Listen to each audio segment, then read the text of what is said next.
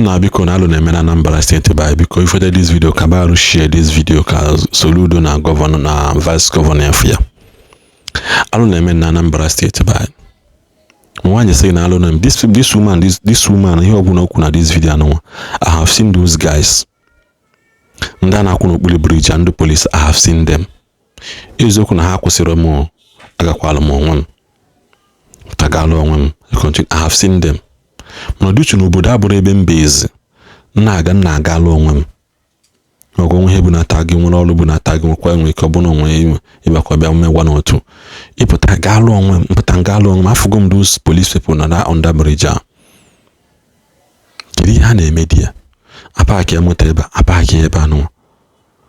afọ ana boys na moto na ke ayi ebutunu kiki ayi akputunu and nwazi anwe ebulu flash ka ebe ahụ dị ya checkpoint ebe aka ha na-anọzi gịnị ka the woman na-echere mkpu that na her husband was kidnapped by police people. Her husband no the police kidnap or ya kedu ihe mere situation or kidnap na nwoke ji ka o je go moto ha na-ele olu ebulu boss ya bụ white color olute dị ha fetu ya si na keda akwụkwọ moto ochela akwụkwọ moto chi ha na-enecha akwụkwọ si na the paper wo si na indicated na moto bụ custom color biko no custom color kedu ihe ọ bụ custom color in the sense that this is the car that you can paint according to your desire. Bruno no color ya abia. Except in Nigeria, about transport, government has said okay, for transportation, nenka that bus you can paint it red, you can paint it white, you can paint it black as long as know your custom. You decide. Asina na the woman na the man na men cause ma asi angwa je fu oga na moto. The man ali 26 je fu na oga zobo na etisi na moto. Onye anochie ebe anwa ka the woman si wekwu. Ebulu ogi ahụ ya handcuff si na oga abụ onye oshi. Lebelu ya no ya akwa 500,000. The woman si no kpogidelo ogi from that morning till evening. No picking of phone anali ego. At the end of the day, when I this man ATM, I join a POS withdraw 200,000 naira na the account. I chose them can happen. Kuno fozi akadatin siwe end there. Because no share in this video. Put it there because if you are not a victim today, somebody you know may be a victim of it. And the reason why they share this kind of video, kill check it there be naga. If you have stand on your ground, go and tender the necessary report that you need to be tendered. There are some certain police work at the Kwiziboma. Anyway,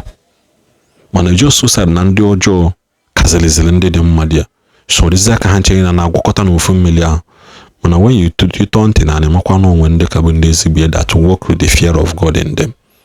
I just pray you encounter those people so that give a man that in the midst of nonsense, they will end up with sense in it. Call the one. Enwere nchọrọ igwe onye ọbụla nọ na Anambra State and onye ọbụla nwetara information a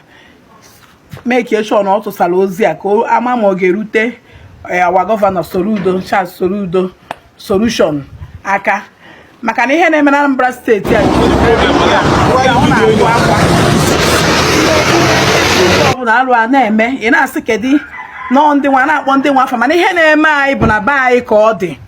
kedu na akọrọ unu na enwere ihe mere nwanne ụnya di m jere Obiano wee bute nwọt na ọpa iwe ka ebe anwa kwa relief market nke onye ọbụla nwa wee napụta n'okpuru flyover ndị police wee kwụsị my husband wee si ya kedu akwụkwọ moto a na-agwa gị ha bọs na-acha white anyago moto a for 20 years si ya kedu akwụkwọ moto di m nwere akwụkwọ moto chi ha na-echa akwụkwọ moto zuru ezu ha si di m na-ede custom color na moto a kwesịrị ịbụ color not white and beside mmanya ọ bụ na moto ebe ka o si bute ekwu aka ha si di m ya jee ka ọ fụọ ọga na moto di m abazie moto nwa ka ọ fụọ ọga onye nke anọchie ya ebe onye nke anọchie ya ebe a the next day na-efu ha buru di m nwuvuo were handcuff wefee ya aka azụ tinye handcuff n'aka na abụ si na ọ bụ onye ori wee buru di m wee na-akpagharị my husband wee sị ka ejide station kedu ihe bụ na ya bụ onye ori ha wee sị ya ekwukwa na anything na ọmara ndị ha bụ in fact na ọ ga-enye ha 500,000 ego gịnịzi ndị abidokwa tọchọwa my husband do polisi before ị mara ihe na-eme ma handcuff ha tụfere ya aka azụ wee tụ ya nwoke mmadụ wee mere ha transfer 200,000 naira because ọ sị na ya amazi ya shema ndị kidnapper na ya amaghị nọ police maka na ụdị okwu ha na-agwụ ya ma ihe niile ha na-echezi ya nwa na-echezi na ọ nwere ike ọ bụrụ ndị kidnapper wee sị ka ya save godu life ya ha wee buru eto POS si anaghị ATM card ya si emere ha transfer 200,000 naira maka na o ji egote ọkụ ọzọ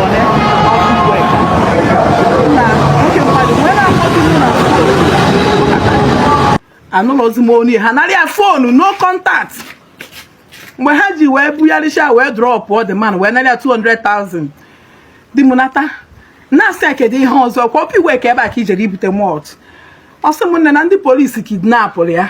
isi ya kedu ebe na ndị polisi kidnapụrụ gị ọsị m na ihe afụrụ tata na ya afụbere esi nsi nne jiri mụ ya na ya makwu na polisi na-ekidnapụ mmadụ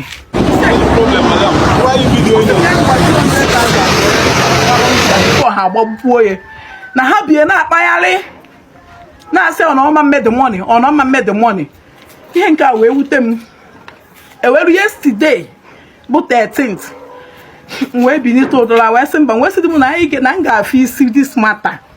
wee kpọba ndị mmadụ wee jeka ndị na-anọ n'okpuru flyover ọpa iwe ka asị nọ ndị okpoko junction ndị okpoko division mụ na di m wee muvuo mkpọọ my sister na Abuja bụ CSO si anekwa ihe na-eme na ọsị m anyị jebe okpoko junction anyị erute okpoko si na nchọrọ ifu DPO abata thank God for some ka na-arụ ezigbo ọrụ because na nke onye mere sị ka ọrịa aka this DPO bụ Austin Okafọ nọ n'okpoko that man bụ sọ mmadụ a very young guy wee bata wee sị anekwa ihe anyị bịarụ nekwa ihe mere ụnụ this man wee tie beatie his chest sị m na ọ bụrụ ndị division ya na enwe training ya nyere ndị division ya na ha nwere ike ime ụdị ha wee sị m na nsogbu adịrọ na ya ga-afụ the root of this matter ma ndị division ya ma na ọ bụrụ ndị division ya ya ga-enwetarịrị ndị mere ha o wee sị two men ha je yipụ uniform before they say for one day niile pụgoro ọrụ say ha that everybody should report to station ka ama ma di ma ga identify ndị be ha nwa even the motor ha niile nata ọ bụ na onwero onye n'ime ha bụ onye mere ha o wee sị ngwa you people can go to your duty post nne o wee kpọnye anyị two men wee sị je yiri mufti ha kpagharịa chọba ndị a ka eme ka echọ na enwetara ndị a luckily for us behold anyị napụtakwa n'okpuru flyover anwa nekwa ka ha paakị kwa moto nọrọ ebe a wee na-arụ ọbụkwa ndị mmadụ ma ndị ha ticha n'azụ moto ndị m wee sị ya na moto ha na ndị ha ọbụrụ ndị Awụsa na ọkwa ndị Igbo be anyị wee sị ahụ na ma onye dị ha ha ọba ụnakwa agba akwụkwọ ụka na pasịtekwa disman ka ị wee sị ya na-eme na be anyị ha wee sị ya na ihe unu na-ekwe nwekwa meaning because now this thing will go higher to the top or you people will surrender now. However, no how na ha dey ready to pay back the 200,000. I know kwa ebe anwa ndị abakwa na moto nke ha zutego n'ụtụtụ anwa wee werekwa that 200,000 na wee nyechi ya dị back. Ka unu wee fụkwa ihe na-eme na Anambra State. I wee werekwa the 200,000 wee gawakwa back to DPO Okpoko Junction. The Austin Okafọ were wee na-asị ya na ha nyekwara ọ sị na ọ bụla ya asịsị pụta ha ya sị na ya chọrọ ịfụ ndị mere ihe a maka na ndị a bụ ihe na-bring bad names to Nigerian police force. Ndị a nọ n'okpuru bridge na-ezu ori ihe na-ebe anwa bụ 4 sets of police ma ndị nke nwa ma ndị nke nwa wee bụ na onwero na ebe ahụ ịpụta paakị ya moto zuo go oli sashi adịmụ nakọrọ ego niile dị na akpịa o mekwara transfer 200,000 wee sị na ihe a na mma ekwuye na net ka onye ọbụla tụsa ozi a mmadụ ihe na-eme n'okpuru flyover ọpa iweka and irute ebe ahụ asị gị ba moto agbakwa na moto ha ya egbu ga-egbu na ndị whatever ọbụla mere ebe anwa go and report to station ndị DPO amakwa ihe ndị a na-arụ ebe anwa o nwekwa onye sendịrị ha o maka enwere ike ị na-asị polisi ọ bụrụkwa ha ncha maka na DPO amarọ na ndị abụọ ori ka ha na-ezusi n'okpuru flyover n'onye ka nsịkwa ka ngwa ụnụ ụmụnne m onye ọbụla nụrụ ozi a tụsaba ozi a ka o ruo gọvanọ soro udo ntị ruo ndị dị nchaji ntị ka a mara ihe na-eme n'obe anyị a na ndị be anyị na-emesa intimidate too much. Thank you. ka ọ dịkwanụ.